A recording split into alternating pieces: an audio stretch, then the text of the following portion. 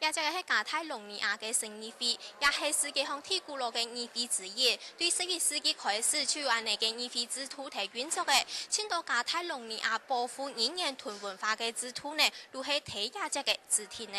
D'acord amb el que estableix l'article 72.3 del reglament i d'acord amb la Junta de Portaveus，加泰隆尼亞議會有權利決定此次期度嘅各種法律制度。雖然加泰隆尼亞此次期已經有嘅教育、語言、競爭同醫療嘅自主權，不過也已經無法度滿足加泰隆尼亞人。A Catalunya sobre el tema de la independència guanyaria per un 52%. Per tant, el nostre país, si volem que sigui un país normal， 加泰隆尼亞人經向軟脫離國家嘅方向來行。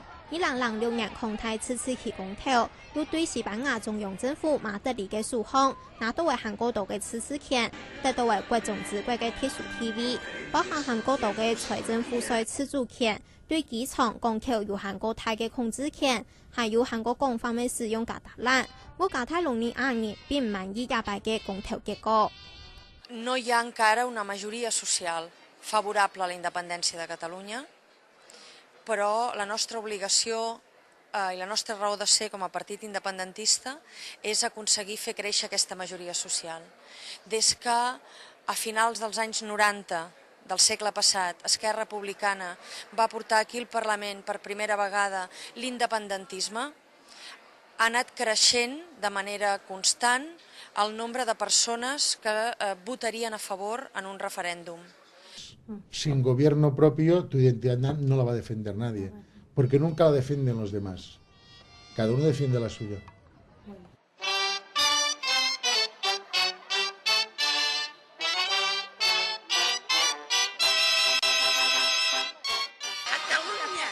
Catalunya.